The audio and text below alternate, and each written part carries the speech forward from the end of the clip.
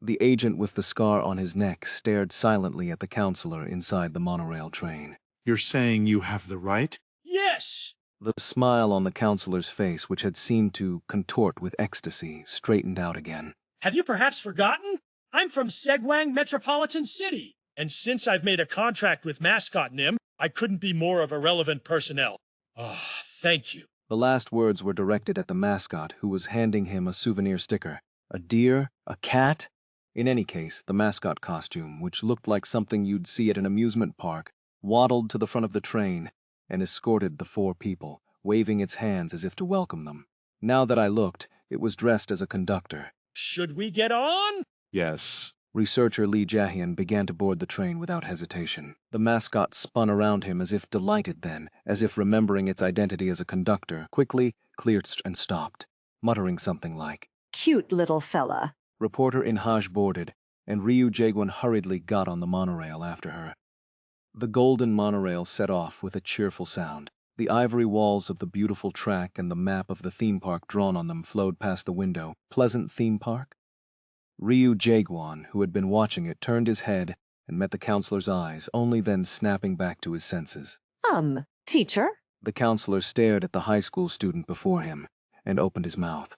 Mr. Ho Yu-won would be better than teacher. What? I can't call a teacher by name like that. Ho Yu-won's gaze, scanning the bewildered high school student Ryu Jae-gwon, landed on his school uniform. Are you a student at Segwang High School? Huh? Yes. Silence. Why on earth is he asking something so obvious, just as Ryu Jae-gwon stiffened from the strange sense of unease? I see. Ho Yu-won quietly looked at him and smiled. Even when you know it's not true, being deceived by the sight right before your eyes is a very human reaction, isn't it? It's fascinating and strange. The agent with the scar on his neck watched with a guarded expression, but Ho Yu-won simply gazed at the high school student in the Segwang High School uniform, as if looking at something nostalgic.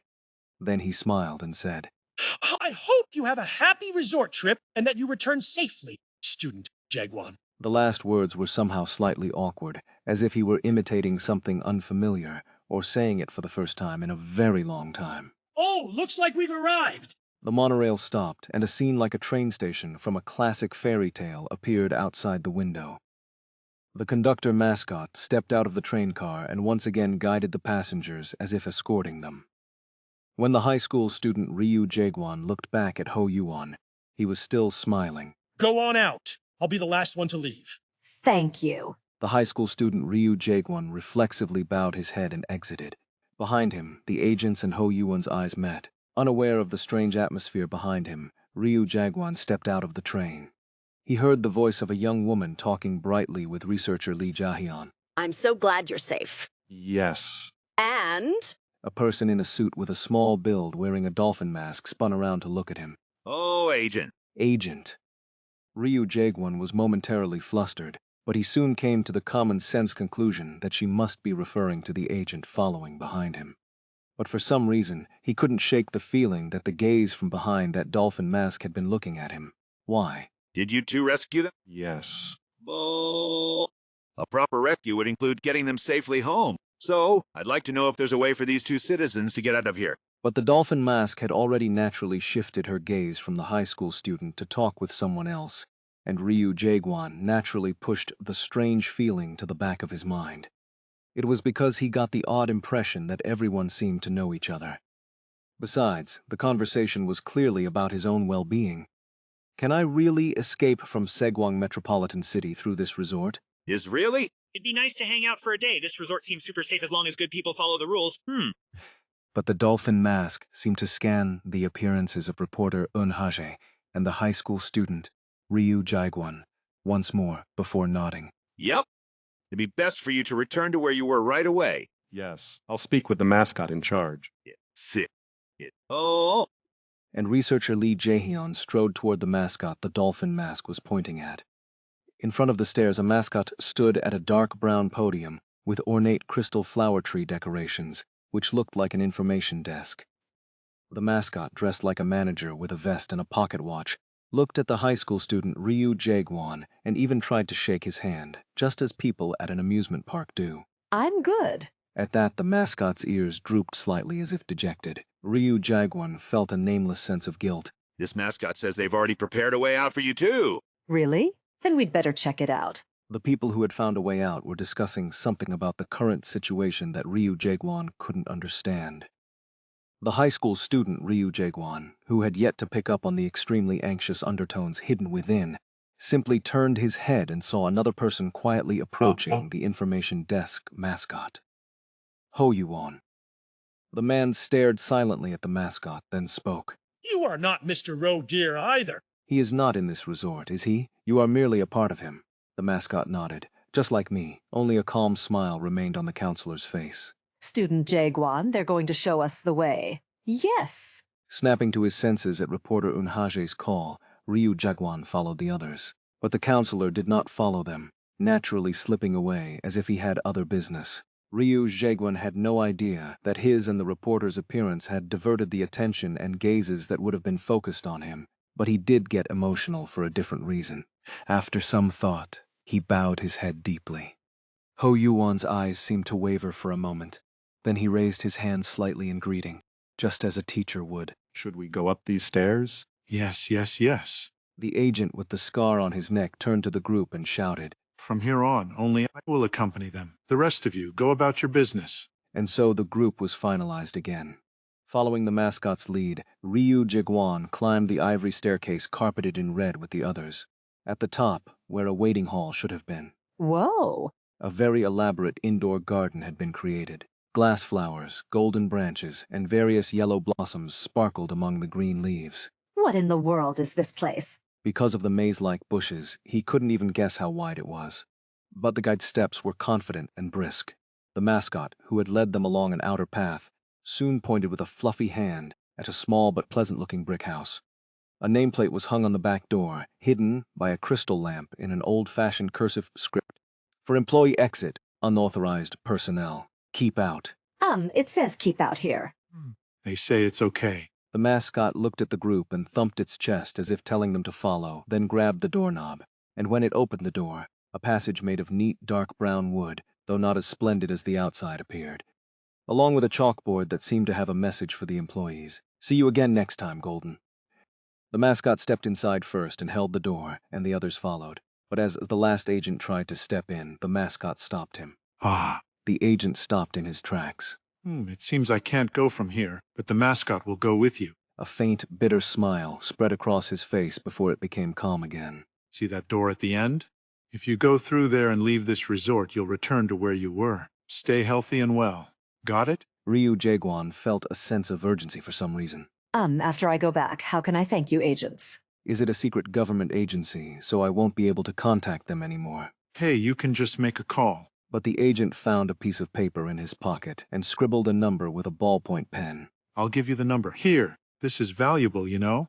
It's the direct line to headquarters. And he grinned. If you say you just escaped a supernatural disaster with the help of an agent, they'll guide you kindly. He spoke in a gentle but firm voice. They'll also check if you have any after effects or other problems. So even if it's not to say thanks, make sure to call, okay? Yes, thank you. Hey, it's nothing. Beyond the smiling agent's face, the face of the other agent who had saved him also came to mind.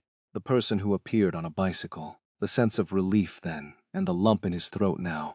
The high school student Ryu Jaegwon's eyes grew calm and heated at the same time. Is there any way for me to work there too? I want to rescue people at the Disaster Management Bureau too, like you agents. Of course. For some reason, his voice was choked. But the next moment, the agent chuckled. But you'll have to grow up a bit more. What? No, not your height, your age. You have to be at least an adult to take the test. Got it? For now, grow up big and strong. I understand. I'll be looking forward to it. Future Hooby agent. Ryu Jaegwon's voice became firm. Yes. Then you should get going. Everyone's waiting. Thank you, thank you. Ryu Jaegwon turned his head to bow to the agent one last time, then followed the mascot forward. Still, because there were 3 of them, and thanks to the kind mascot, it wasn't scary. To experience something like this, it really felt like a day he would never forget for the rest of his life. And that wasn't just in a bad way. The high school student Ryu Jaegwon walked to the end of the hallway and grabbed the door on the opposite side. Click. Through the door, beyond which nothing could be seen, the 3 people who had been trapped in Sekwang Special City walked out and disappeared. Agent Choi watched his Hubei from the past return to his own timeline. Did he go back? Nuna. Agent Hagum appeared. The agent, who had been searching the other half of the area to find a way out of the resort, had discovered the civilians and secretly followed them. Agent Hagum opened her mouth. He won't remember.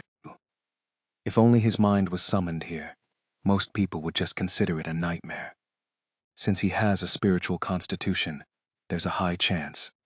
He'll think it was real, but he'll probably forget all the specifics. The name of the place, the appearances of the agents he met, all the elements that could be realistically identified would be forgotten. But He'll still remember being caught in a supernatural disaster. And he'll definitely remember that an agent saved him from that disaster. He'll even call the number he remembers. a watery laugh mixed with Agent Choi's low voice. In the end, I'll get a random call.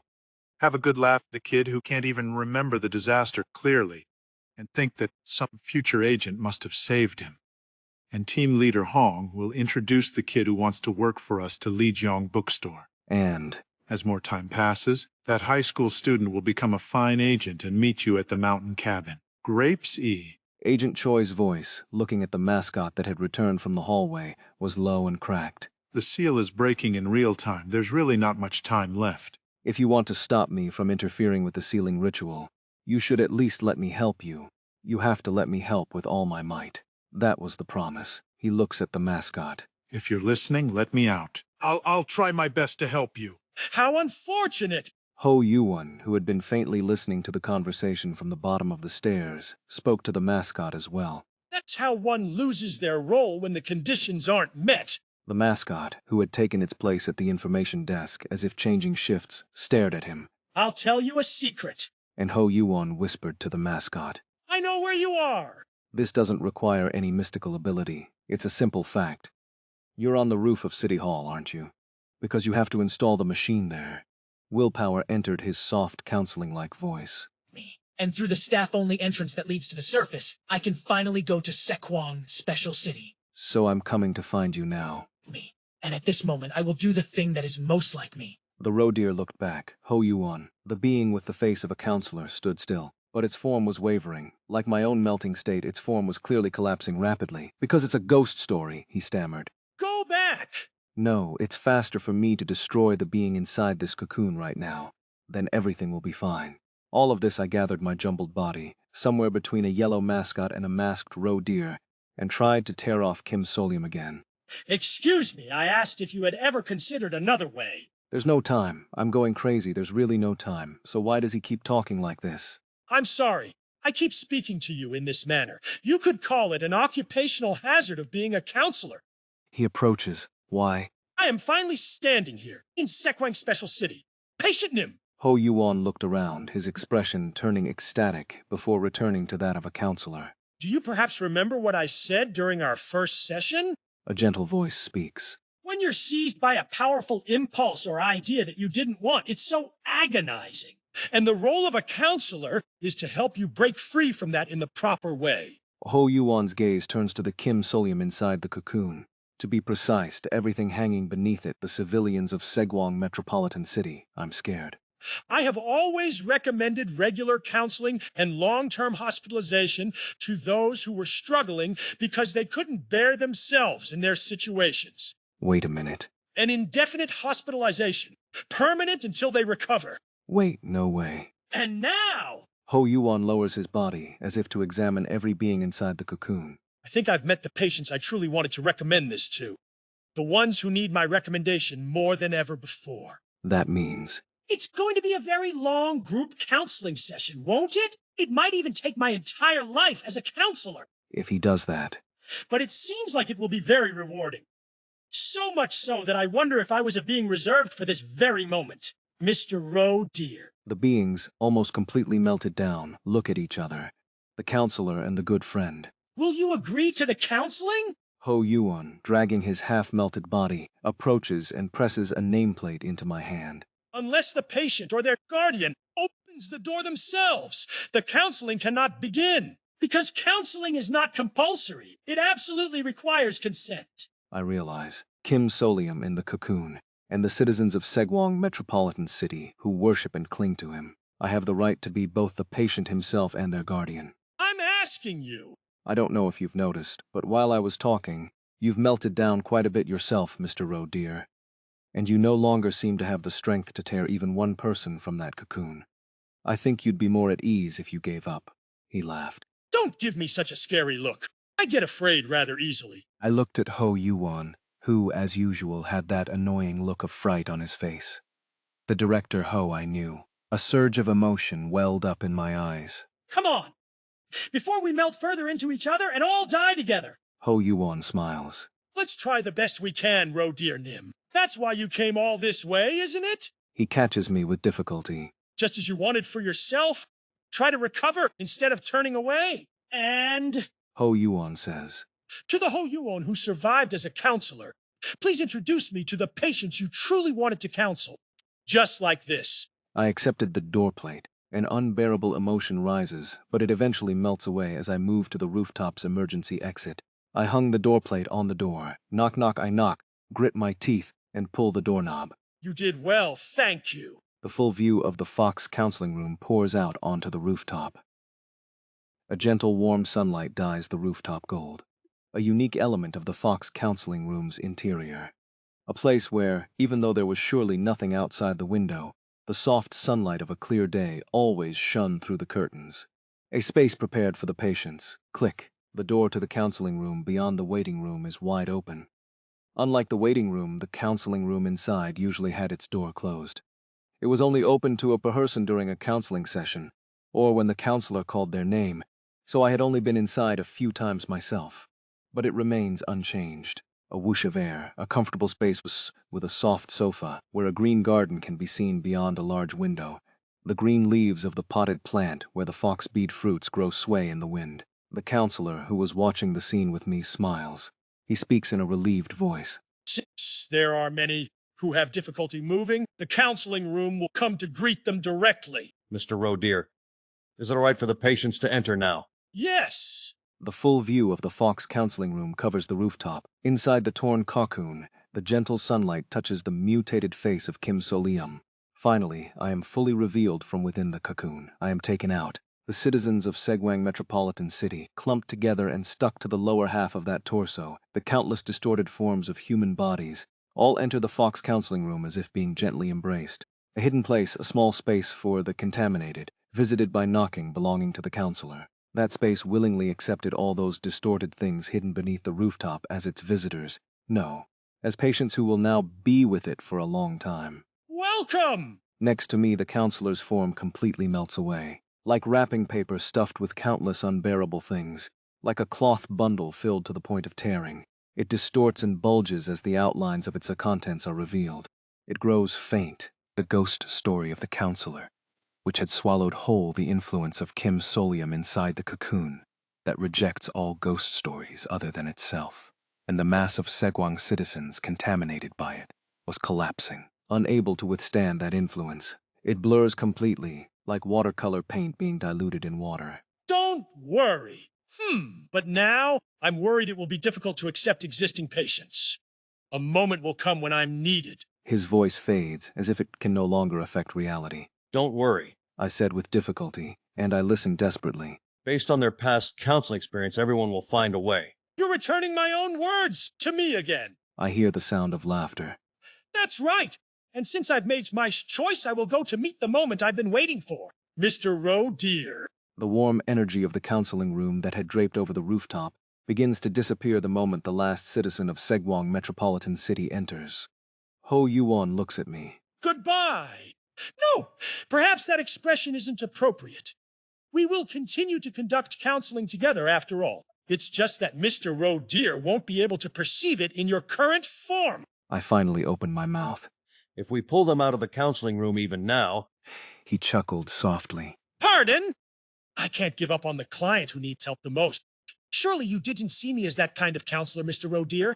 That's truly sad. I took a deep breath. A soft voice is heard faintly. I'm just kidding, actually. I'm not sad. Ho Yuan smiled and held out his hand. Ho Yuan's first patient and last patient. I also held out my hand to meet his. We shake hands. Thank you. Ho Yuan's form completely collapsed. The counselor's form, disappearing from beneath my grasp, is sucked into the counseling room and scatters. Now, the door to the Fox counseling room closes. Through the slowly closing door, maybe, just maybe, I thought I saw the shape of a small fox's tail as it took a step. Click. The emergency exit on the rooftop was gently locked. All around became quiet. The nameplate I had hung fell to the floor from the impact of the emergency exit closing, like an ordinary wooden decoration. I caught it with both hands, that nameplate from which no mystery could be felt. Fox counseling room. I flip it to the back. On long-term leave. Thank you for everything. I raised my head. The sunset is shining. A red and warm yellow light, as if it were the sunlight of the Fox counseling room, emerged from a gap in the clouds and draped over the rooftop. Upon the broken dream incubator, upon the panel of the potion maker that had stopped working and turned off. Inside the empty cocoon, Segwang Metropolitan City, the day of May 4th was ending. Below the rooftop, I can see the scenery of broken roads and sidewalks, a city devoid of people. Everything was aging rapidly. As if the past several years were pouring down all at once, the city catches up to the time outside. But today, the contaminated citizens in this city will be safe even within the flow of time, because they will be receiving counseling in a safe state, without having to repeat their deaths, trapped again on May 4th, by a counselor who had desperately waited for that moment, by a fox. I turned my head. I see the figure of a person with a lizard's head opening the rooftop door and coming out. Manager. That form, which had been a faceless researcher, had returned to the familiar head of Section Chief Lee Jae-hyun. You've returned. Yes.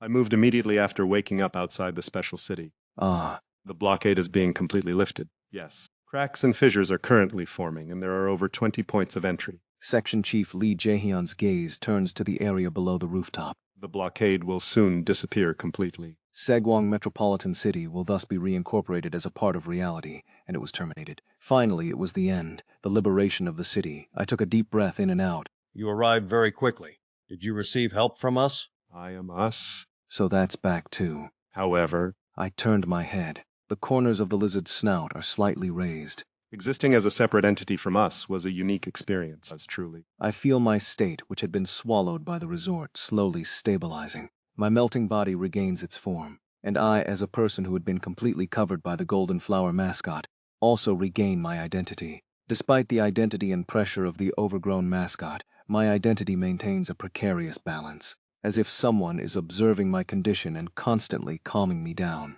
Even if the consciousness of the good friend, onto which madness is not projected, cannot know it, as if I could feel that someone is surely conducting a counseling session with me even now. It was a unique experience. I carefully put the Fox counseling room's nameplate into my pocket. I recognized the inventory function of the tattoo was back, but I chose not to use it. Let's not get too swept up in it. I survived. I am recovering thanks to someone. Realizing that deep in my heart is the proper attitude for now. I took a deep breath and spoke in a slightly brighter voice. Are the other team members all right? I mean, the assistant manager and the agent. Yes. All said personnel have shown signs of waking up. That's a relief. Truly, it was a relief. A deep sense of relief spreads. Now I should probably let the people out of resort number 2. Of course, as a mascot, I knew that everyone was doing well.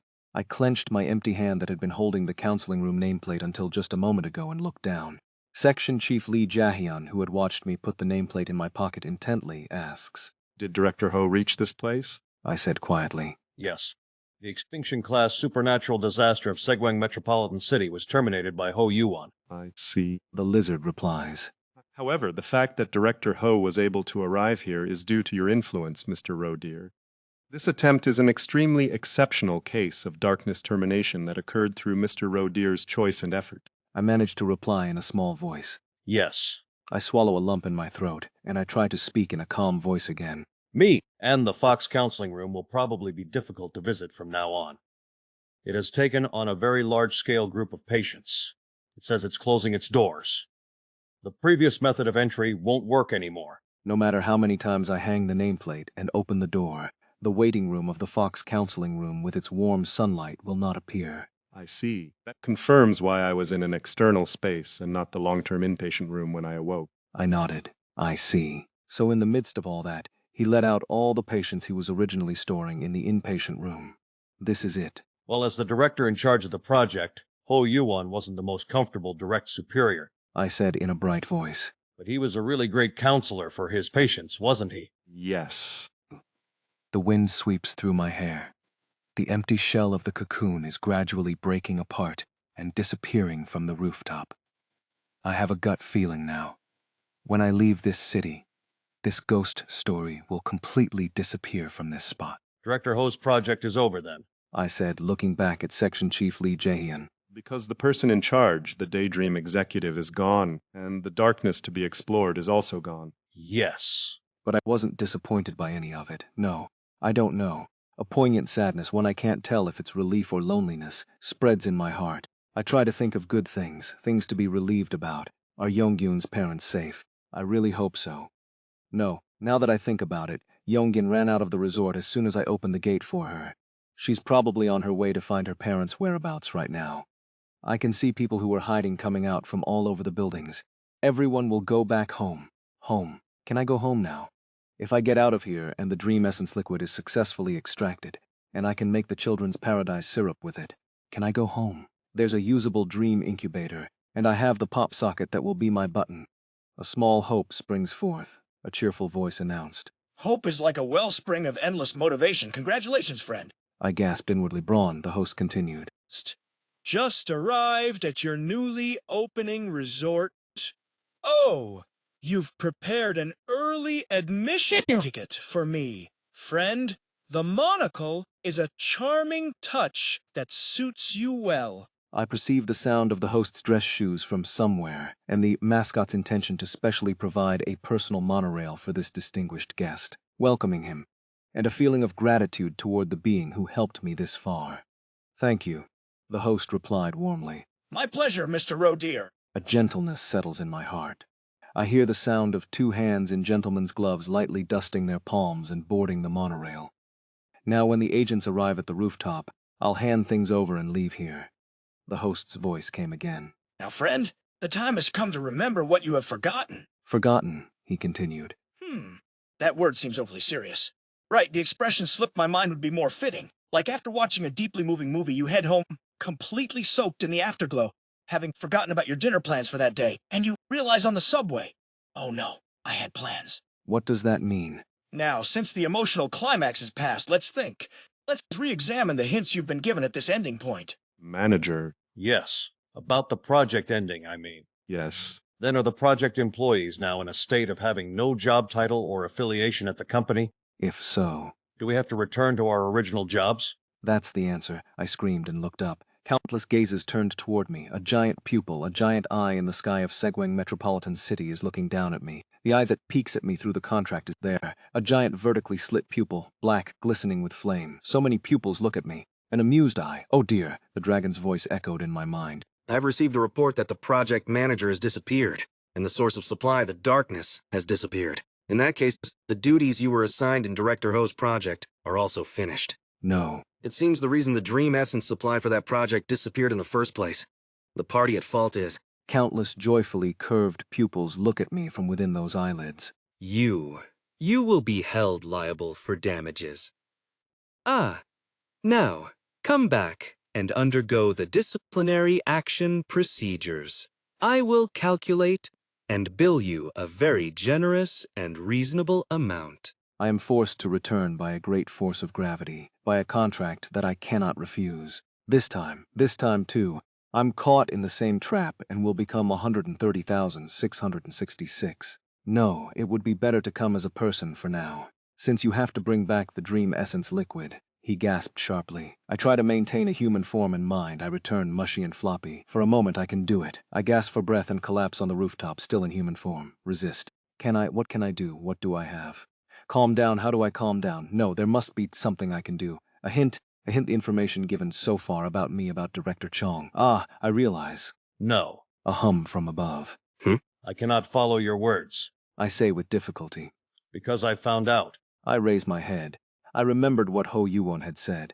Director Cheong probably places this company's rules as her highest priority.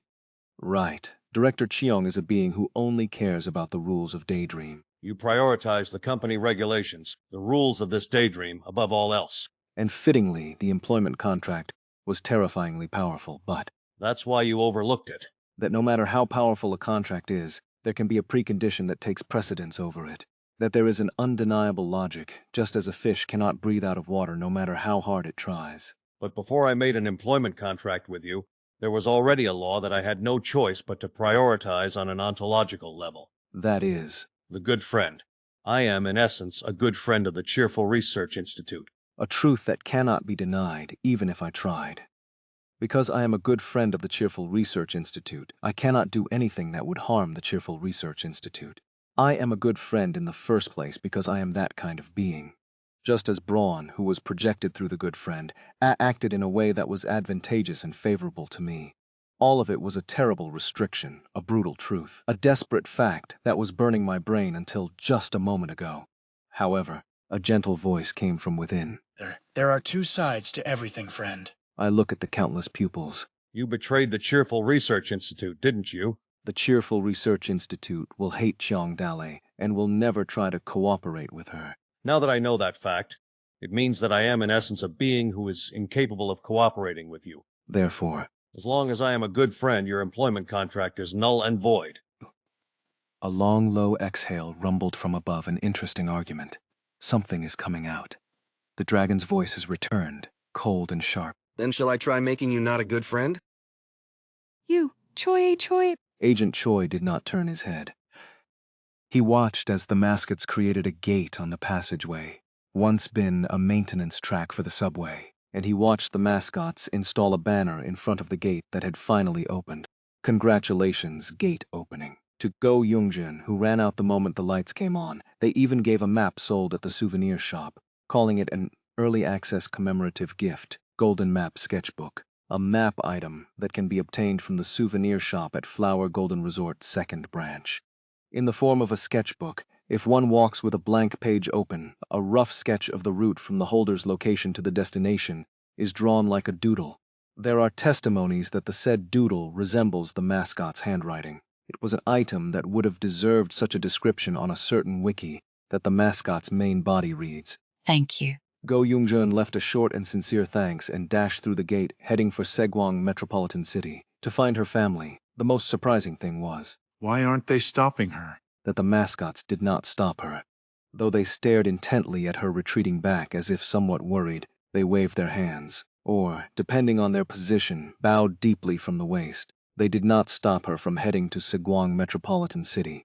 That meant, is it over? What you were trying to do is over, I see. The mascots stand still and listen to Agent Choi's words, without being dejected or confused, and so they are certain. The supernatural disaster outside has stopped. They don't know if it's a termination or a temporary seal, but at this very moment, Segwang Metropolitan City was clearly not the product of an extinction-class disaster, where humans went mad or died just by going out, but in a relatively safe, deactivated state, however, is the one who pulled that off okay. Neither conjecture nor prediction is possible, because there's no way of knowing what method worked or how.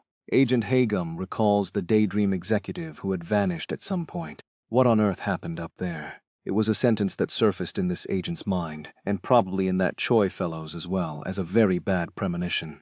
And Hagum is not sure. Will that Choi bastard immediately chase after him into Segwang Metropolitan City right away? Or if he will go outside and try to ascertain whether the sealing ritual is in progress? And it was self-evident that Hagum herself had to choose one way or the other. Are you not stopping her? When she asked the mascots politely, as a courtesy to her former employers, the mass-produced mascots nodded their heads. Right. Agent Hagum dusted herself off and stood up. Nunim? Let's go out to Segwang Metropolitan City together. It seems the situation is serious. Someone sub the situation right away. Nunim. Agent Choi lets out a smirk. You're worried I'll interfere with the resealing ritual and move according to the original plan, aren't you? Hey, you shouldn't be like that. We're agents, aren't we? We have to think of the civilians' lives first. But even as he says that, Agent Hagum knows the look in Agent Choi's eyes as he glances at the gate connected to the vicinity of Segwang Station. Shuai, you punk. Team Leader Lee, who had been watching him silently, says this. Are many lives more precious than one? What? All people are equally precious. I know it's rational to look at whether the number is large or small, but don't get too buried in that. About you and about Agent Grapes. Agent Choi's eyes momentarily cloud over before becoming clear again. That's? It was at that moment. A cheerful melody floated from afar, the sound of the Flower Golden Resort's cute monorail approaching. To be precise, it's the cute monorail of the Flower Golden Resort. It was a familiar sound. While sitting here, the test-running monorail had passed by several times. This time, too, it would have been something they just noted and moved on from. But both agents froze for a moment. Something real proper seems to have arrived, Nunham. That's right. The feeling of the sweat glands on their skin shriveling. The sensation one would feel upon encountering a village guardian post, once a symbol of protection, tied with a red cloth, and left standing alone on an abandoned mountain. A chilling sense of crisis, a gut feeling for a supernatural disaster, stabs at the two agents' brains and the cheerful melody continued, and the train came to a stop here. Without a word to each other, the two agents immediately headed down, extremely cautiously and quickly. As they went down along the passageway, a voice is heard. My, thank you! It was the voice of a charming man with a witty and prominent accent, a clarity that seemed to pierce the ears, a pleasant rhythm. I thought it wouldn't be a bad idea to enjoy a short stroll before arriving at Monorail City Station. Oh, isn't such a brief reprieve like cinnamon powder on top of hot chocolate? It's a kind of appetizer, stimulating the nose and building anticipation before the chocolate even touches the tongue and throat.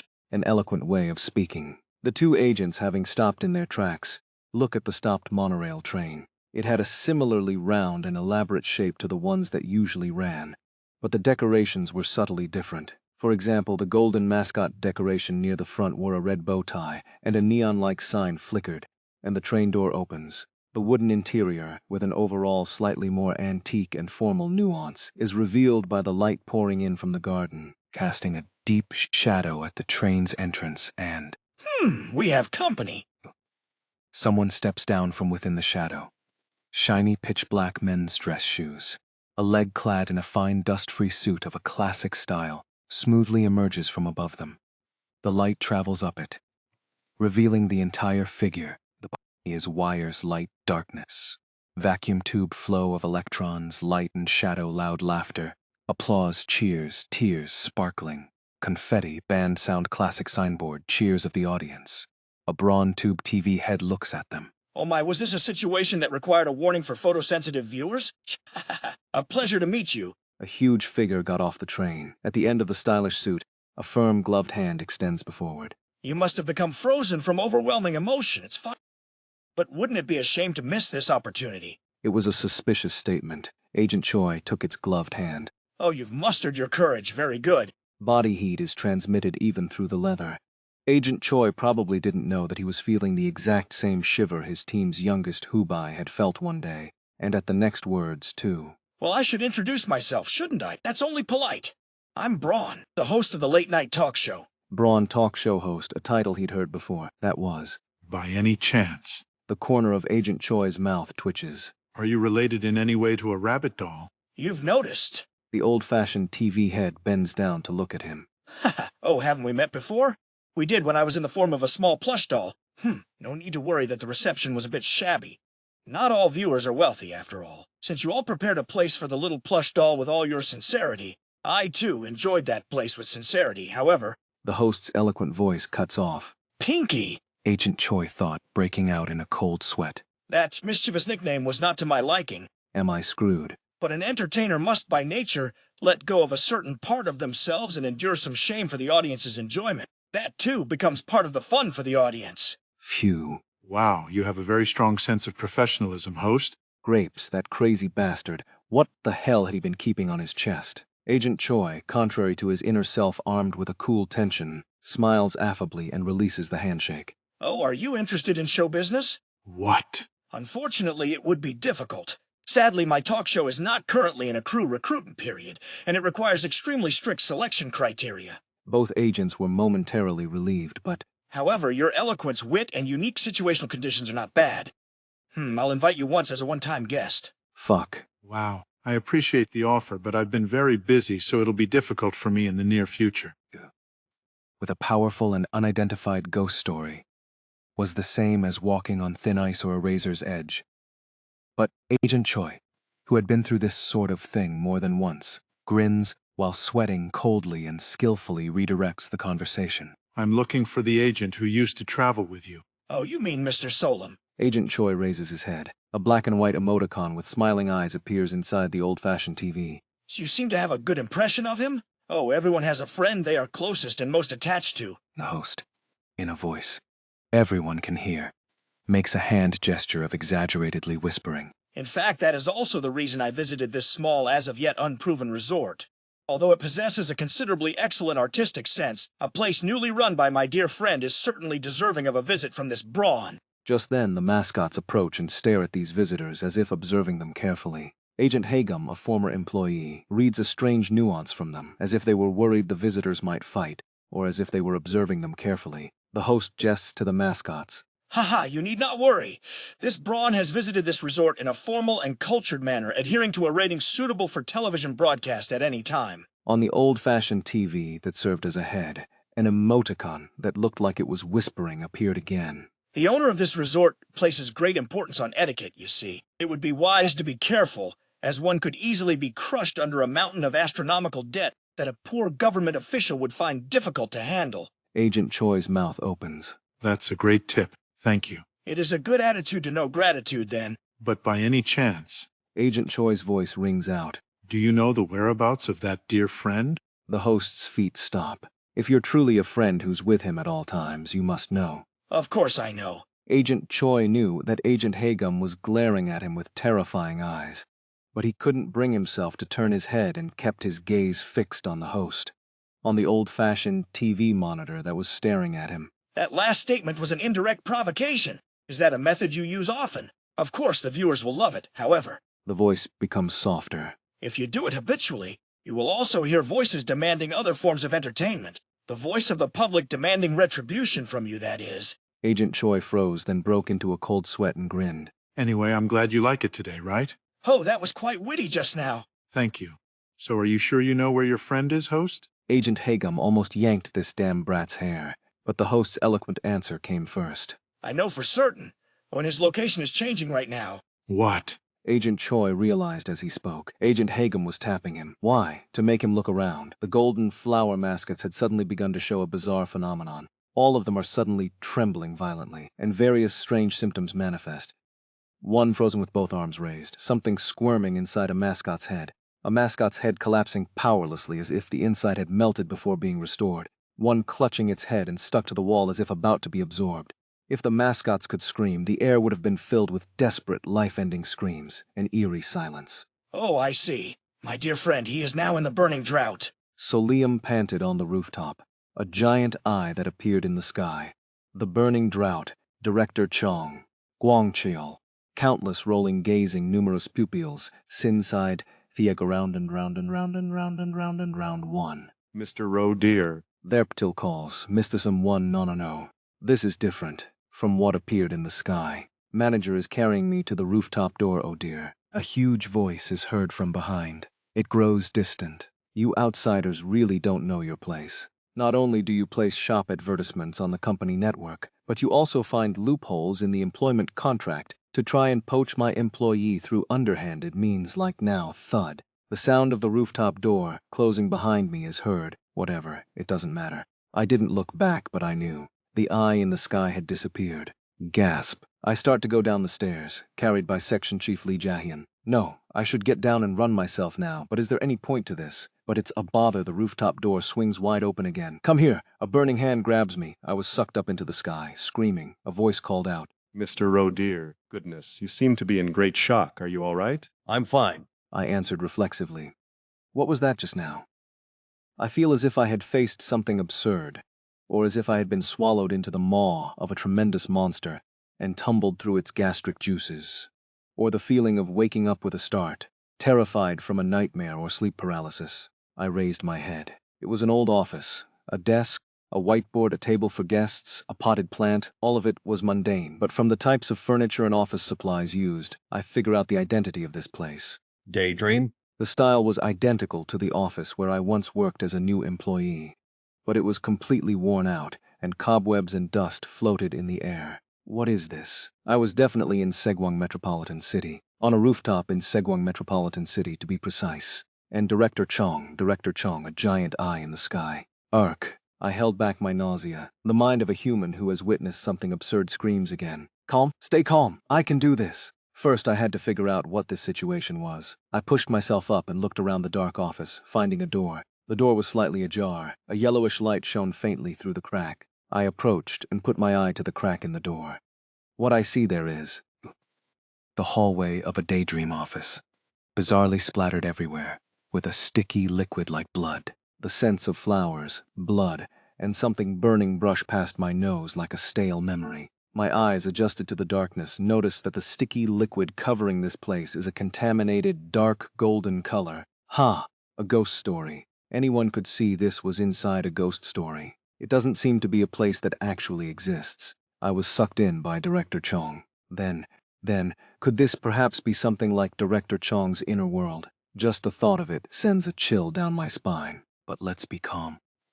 It's not like this is the first or second time I've fallen into a ghost story. And there must be rules and a way to break through here too.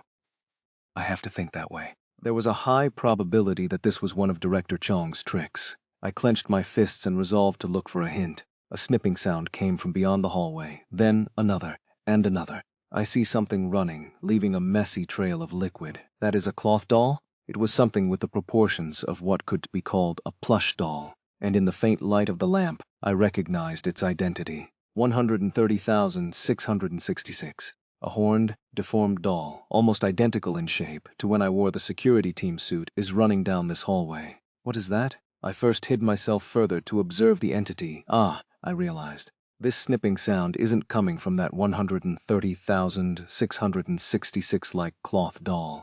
From behind it, something is chasing it. The sound of something being cut, the sound of a blade being sharpened, the sound of paper being cut. The thing making the bizarre noise is getting closer.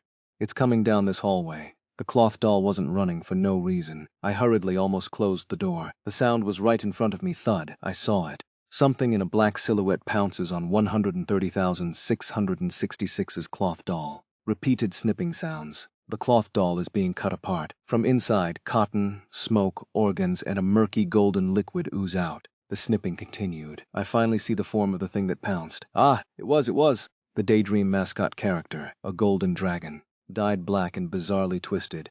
It is cutting away at 130,666's form, with a pair of office scissors in its hand. Repeated snipping sounds. What is that? What is that? I covered my mouth and I realized the soft, coarse texture. I lower my hands and look. I see a blunt lump of cloth with no fingers. My breathing quickens. I feel my entire body with those hands. This is, a voice said. Oh, so this is the appearance of the good friend you were thinking of. A plush doll. I was in the body of a dirty cloth doll, one that seemed to have copied the exterior of Kim Solium in a suit, just like the one being butchered outside the door right now. I lower my head. There's a label like a name tag attached to my chest. Good friend. Daydream main building. The basement floor product of Cheerful Research Institute. Good friend. Where? Oh, where are you hiding? My eyes met with the Daydream characters. 1. The reptile calls? Mia his aim is the same too.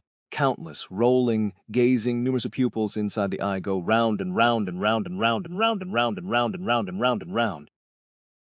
I backed away. In the hallway outside the old Daydream office, a black silhouette was butchering the stuffed doll of 130,666. Its eyes were fixed on me, the Daydream mascot character. What was once a classically deformed yellow dragon had its limbs, head and face warped into a grotesque mess, as if they had been broken and reassembled, like a mascot costume that had been shattered to pieces and then crudely and crookedly sewn back together by a child. I saw something squirming in every crack of that distorted doll. Tiny bugs squirm, like things writhed in clumps, squirming out of the mascot costume. A wave of nausea rose in me and goosebumps prickled my skin. That black Daydream character was drenched in a dark golden liquid that had burst like blood from the butchered body of 130,666. In the glint of that liquid, something was momentarily revealed. On the chest of that figure, something was attached, just like on mine. They were identities. A bow tie, glasses, a cattail, a fragment of a childcare teacher's manual, a school uniform name tag, a silver badge, a tattered barcode, my contaminations, myselves. The symbols of who I was were attached like medals, smeared with the dark yellow liquid, and in that fleeting instant I understood.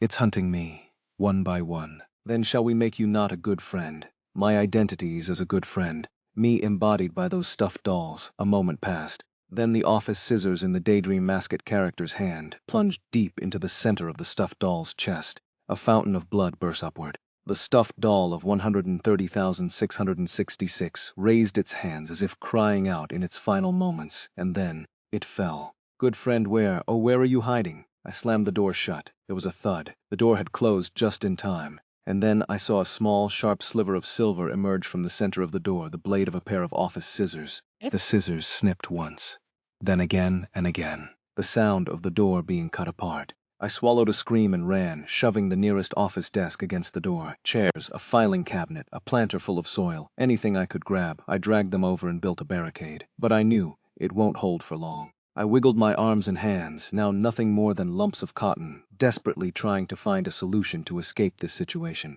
A solution. This is the world of the and the ghost stories recorded in it all share one trait. A trait born from the fact that their creator wrote them for the exploration records.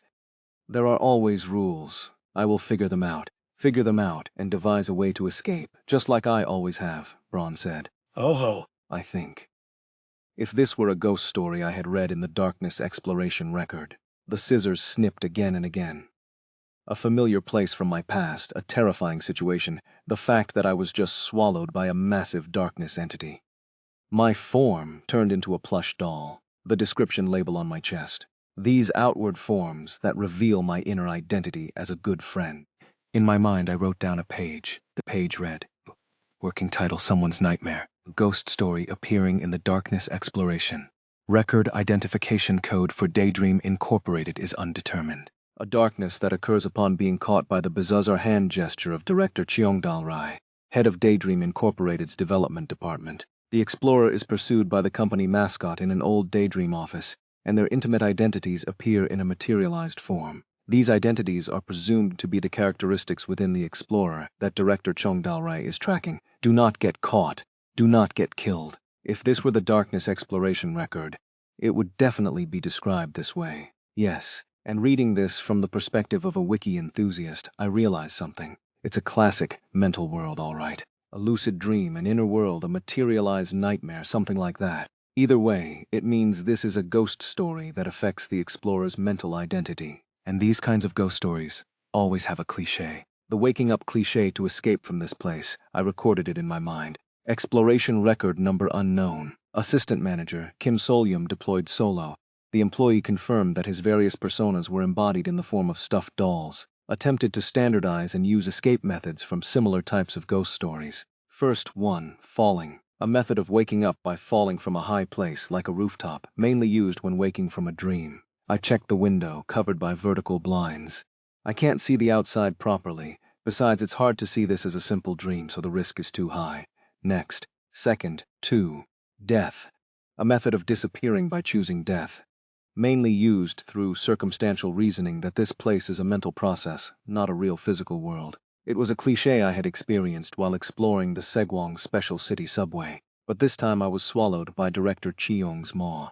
And if I thought, let's just die before I get torn apart by scissors, I might actually just die for real. Think, quickly. Last. 3. Using an exit, a method of finding a properly implemented exit in this mental world and leaving through it. The most moderate and realistic escape method. It's practically a formula now, going beyond cliché. It's so intuitive that it needs no explanation. It's also the method most commonly used in horror games if there are no tricks. The only problem is how to reach the exit, and I can't use it right now, because I'm trapped in this office. And it's not uncommon for there to be dead-end ghost stories with no exit at all, or for it to be hidden very, very well, Braun said. Oh dear, then all 3 methods are quite unsuitable for the situation, oh my. There was a thud. I quickly raised my head. The doorknob had fallen off. The scissors snipped once. Through that empty hole, the character's eyes stared straight at me. The scissors snipped again and again. I cursed under my breath. This is driving me insane. Calm down. Stay calm, Braun asked. Which method will you choose, friend? I said. I never said I'd try one of the 3 in the first place. Braun said. I said. What matters is standardization and finding the pattern within it, the common element that appears in all of them, falling, death, using an exit. The core principle is symbolism, a clear symbolism of escaping this situation, this world, a recognition. Braun said. Oh ho! I continued. For example, the sentence "I fell from a high place and woke up from a dream" is so familiar and universal. It's a clear recognition that everyone has experienced at least once. Death is the same. There's no act with a clearer recognition of disappearing from this world than death. Leaving through an exit was similar, because it's a universal escape method in reality. It's an escape method in ghost stories, too. It just comes with the ghost story-like condition that one must find the correct exit by overcoming all sorts of adversities and analyzing hints. Braun said. How interesting. But how will you find a symbolic method to escape this situation? There are no other hints, and no more time here. I said. It starts with this question, Braun. Braun said. What is it, friend? I said. How did you follow me all the way here? If this really is a mental world created by Director Chung, she would have noticed you intruding here, since it's a world she created. So, what I mean is, did you perhaps secretly follow me in? Braun said. Oh, to that question I can say no. I said. In that case, you were here from the beginning, weren't you? Braun said. Correct. I knew it. A space where my good friend Braun was originally present. This place is not Director Chung's mental world at all, but mine. Right.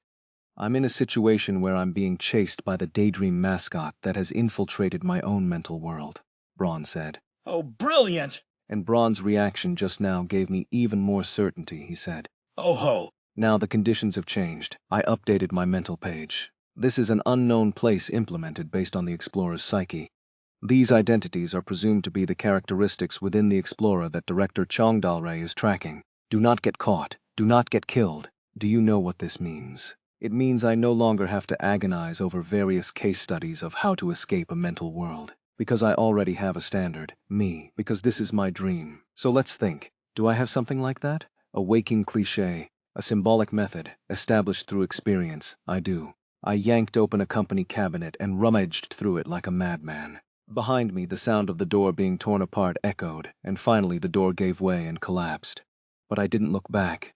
I continued to search the cabinet until I found it, a personal item commonly seen in an office during winter. I frantically drew several outlines on it with a black marker. There was a thud. I covered the insides with correction fluid, and finally I dotted 2 spots on each with a red ballpoint pen, and so it was completed. Another thud. A white lizard blanket. The very method I used to escape when I was trapped in the May 4th loop of Segwong Metropolitan City. There was a crack. Without a moment to check the white lizards with red eyes covering the old blanket, I immediately threw it over my head. But I realized that the arm that was supposed to grab the blanket hadn't moved. I looked down. My cotton-filled arm was rolling on the floor. A pool of golden liquid soaked the floor. A sharp pain tore through my shoulder. The scissors snipped once. It hurt like hell. It hurt. The scissors snipped again and again. But there was no time to flinch in pain. The Daydream mascot seized my head. I somehow managed to shove it away with all my might and grabbed the blanket with my remaining arm and covered my head. The moment that old cloth covered my head and upper body, and darkness fell, the floor gave way. As if being sucked into a giant swamp, I was pulled down as if falling into a sinkhole. The sharp sensation of the scissors that stabbed my shoulder imprinted on me, following me down. I gasped and raised my head. Silence. I looked behind me, but the Daydream character was nowhere to be seen. The blanket that had been covering my head was also gone. Did I get out? I hurriedly tried to get up. Then I turned my head at a strange sensation. Golden liquid was trickling down from where my left arm had been, and the stabbing pain radiated from my shoulder. I frantically fumbled with my remaining right arm to feel the outline of my shoulder. A pair of office scissors was lodged deep in it, Braun said. Goodness, are you all right? There was no time to whine even if I wasn't. I barely managed to grab the office scissors and pull them out, then tore off the cloth suit jacket, wrapped around my cloth body and wrapped it around my wound. It didn't seem to be stopping the bleeding either way, but the immediate hemorrhage was blocked by the cloth. Since my cloth body contained that liquid in the first place, perhaps it was only natural that wrapping the torn part with cloth was enough. I pulled myself together and looked around again, but I realized something was strange. I was standing in a dark, formal hallway. This wasn't the hallway of the old Daydream office. It was an old but elegant and elaborate space, with faded golden decorations here and there. A rather large, stately wooden hallway continued on, covered with a reddish gold carpet. From above, a flower-shaped chandelier with golden leaves reflected the light opaquely. I approached the chandelier and gently brushed away the accumulated dust with my remaining right hand, as if wiping it off. My cloth hand wiped away the dust, revealing the letters within.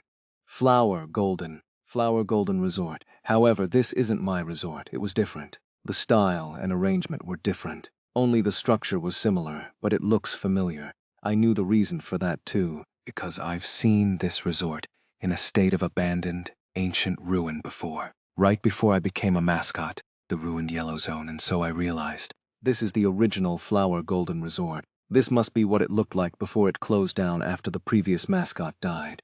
Or right after it closed. Wait a minute. If the method of using the white lizard blanket as a trigger worked and I escaped from the old Daydream office, could this place be my mental world influenced by that Daydream character mascot? The Daydream character is a yellow dragon. Thinking of that, an idea naturally came to mind. Both the blue and red zones of the Pleasant theme park are presumed to have originally had dragons as mascots. Then was the one in the yellow zone before also a yellow dragon.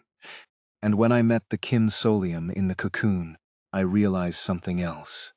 A good portion of the components making up my good friend body were recycled from that Daydream character, the yellow dragon.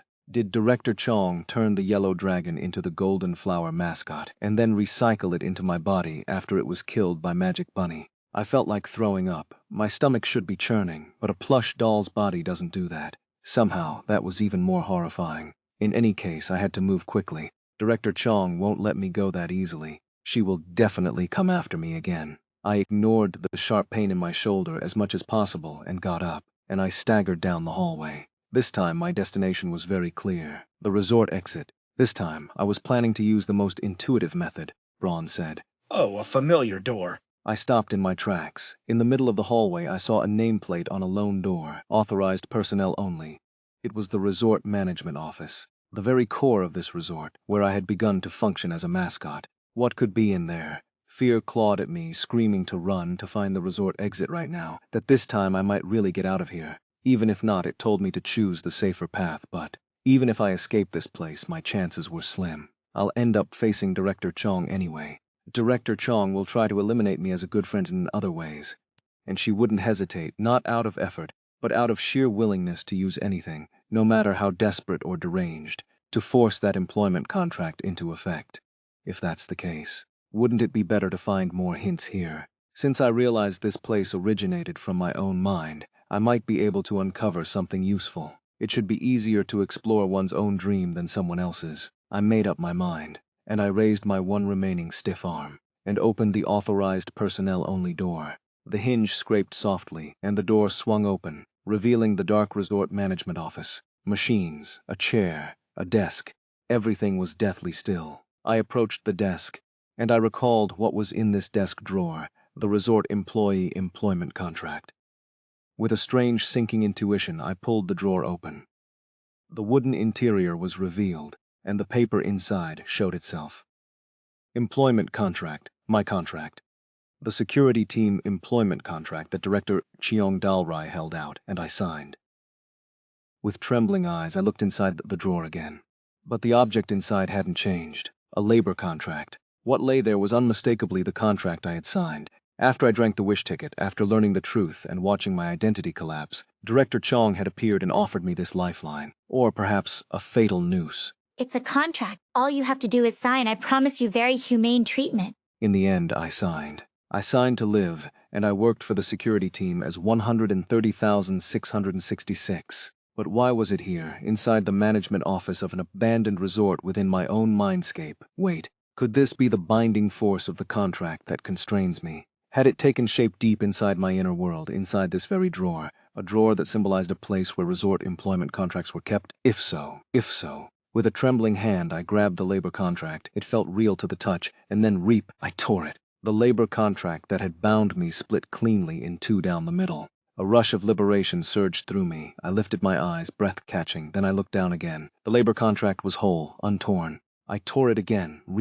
I blinked. The labor contract was whole. I tore it again. I blinked. The labor contract was. I tore it again. I blinked. The labor contract was. Stop! I stopped my hands, panting for breath. It seemed the simple act of tearing it wasn't enough to destroy this labor contract. Right, it couldn't be that easy, the entertainer's voice echoed. A dead end, my friend. Then, Will you look for another path? right. At a dead end, one had to find a new path, a method for which I had authority to execute, an action that could affect this contract. There was one. I took the labor contract and read it in the wiki form. The wiki entry read, 130,666's labor contract.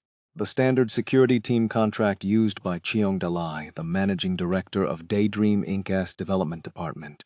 Kim Solium's signature is written at the bottom. It is now irreversible. Then it continued. The effect of this contract originates from the authority of the Yellow Dragon. Cheong Dalai is using the core of this authority, which she seized from the dragon entity after it was demoted to a Daydream mascot. The remaining entity is presumed to have been inserted into a certain theme park ghost story at the Research Institute. For detailed records, see the Pleasant Theme Park entry, and a faint trace of the core remains on the contract. It resembles an eyeball, reminiscent of the wish-fulfilling orb of the dragons in legends. Cheong Dalai places the collected dragon cores into a giant eye. Dozens of pupil, ability, contract. The shock originating from the content was the first thing to rock my brain, but immediately after... Blarg. No. I'm melting, I'm disappearing. Just reading it was unraveling me, dragging me back to that numb, empty state of 130,666. It hadn't changed. I understood. If I edit it, it's over. If I tried to edit this with my wiki ability, my hard-won identity as a person would dissolve. I might melt away and never be able to regain my human form. I barely managed to pull myself together. No, it was easier than I thought. It's okay. I've done this before, so the recovery is fast. I didn't even try to edit it, so phew! Even though I'm in a good friend doll form and not a real human body, this thing still melts. Perhaps it was because this was a mindscape. I held back a sigh and looked at my arm. As expected, my severed arm had not regenerated. If anything, that brought back a sense of reality in this bizarre mindscape. Tearing it, editing its contents, and using wiki were all useless. So what should I do now? Stay calm.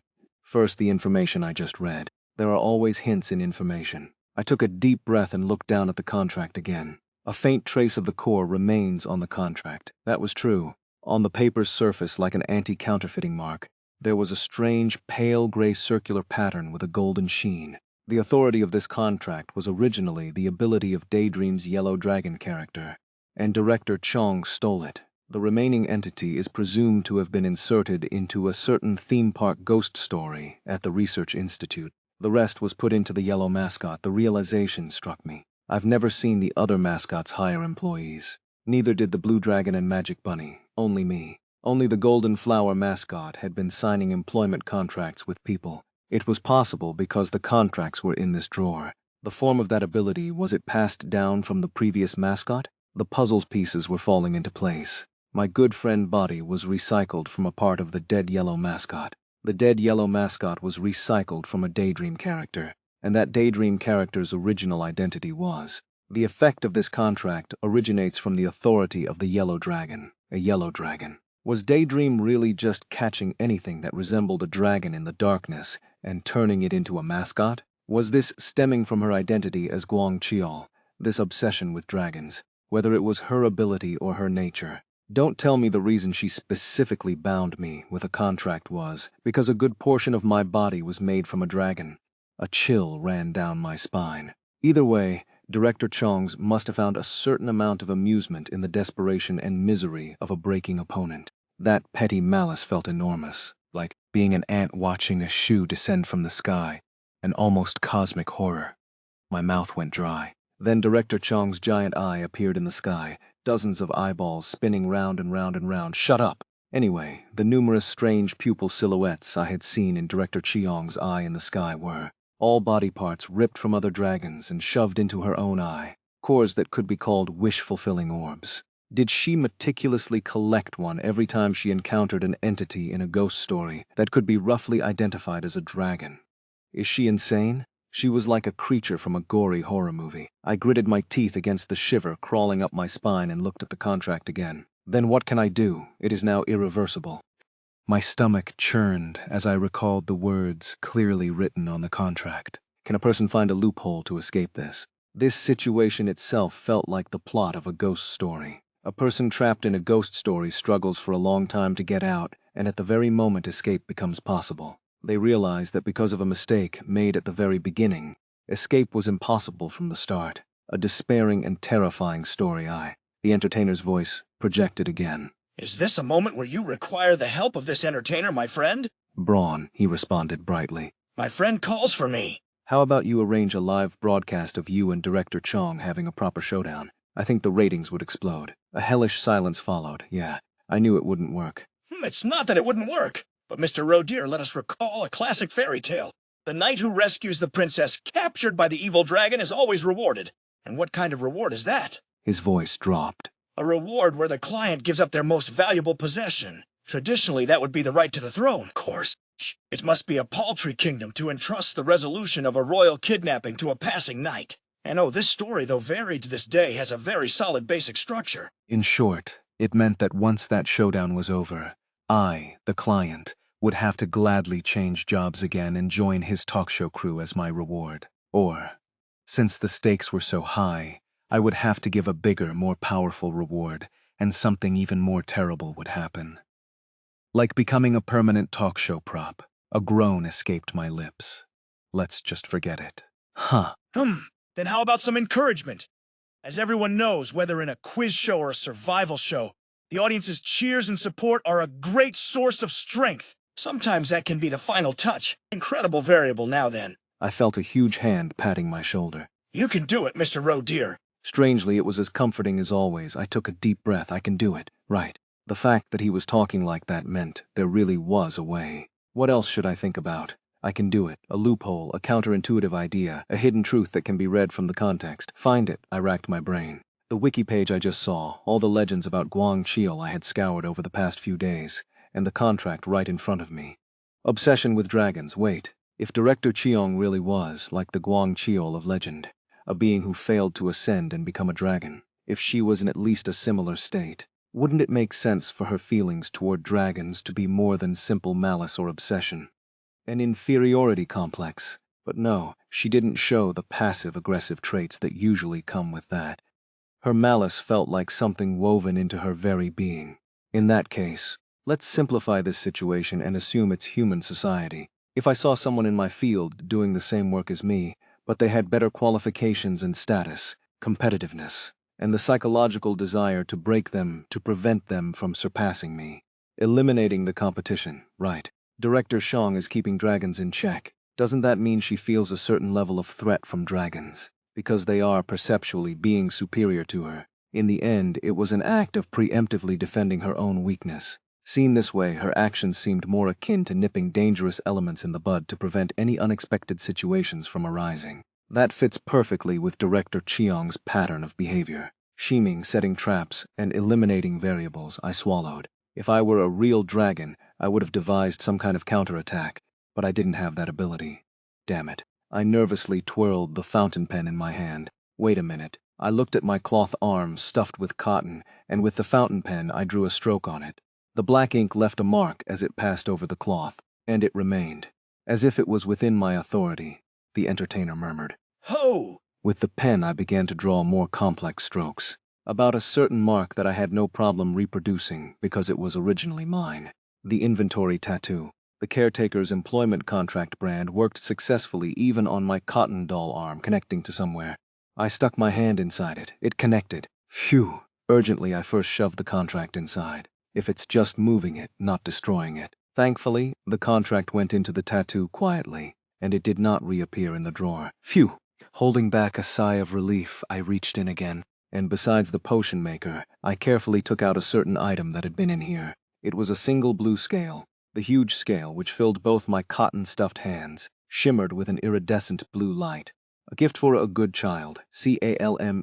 It was the gift the Blue Dragon mascot had given me. A scale meant to call him was Guangchiel Animugi that symbolized fire and drought, and the dragon inside this mascot was the master of the deep sea. I took that scale and clenched it tightly as if in prayer, and I called the blue mascot, no, its original form within. Meanwhile, Agent Hagium was running. She ran her feet moving through the dilapidated buildings of the ruined Segwang metropolitan city, and the overgrown weeds that had suddenly sprung up with the passage of time. She wasn't alone. Beside Team Leader Lee, an agent from another team was running with her, and though they weren't moving together, a good number of those who had been on standby at the resort have likely entered ChapterWing Metropolitan City as well. Anyway, Nuna. Agent Hagium climbed the stairs towards City Hall, exchanging a look with Agent Choi. Something unusual was definitely happening on the roof. Oh, hello there. Turning her head, she saw another agent running up energetically from below. Are you agents from headquarters? The one who just ended this city's disaster was, it's the Yunmu team, folks. He wore a lion mask, and the moment she saw his appearance, Agent Hagium remembered what Kim Solom had told her. As if struck by lightning, the agent he said he saw inside ChapterWing Metropolitan City on May 4th. It's been a while, team leader. The expendable agent waved at her, but Agent Hagium had no memory of this agent. But there was no time to get lost in sentiment. Something unusual is happening up here. I know. Well, hey, this is exactly that, Guangxiao. The lion mask tilted strangely. Oh, you know a lot about Guangxiao. Let's talk while we run. Is that thing up there? In the meantime, Agent Choi swooped in and asked, practically herding the three of them to run upwards naturally. I know it well. That's a nasty Guangxiao. A really nasty piece of work. The expendable agent paused. Why is it so powerful? Was it always this strong? This agent must have remembered the Guangxiao from before the ChapterWing Metropolitan City disaster. Anyway, is it true that a daydream director is up here? Wait, this is really serious.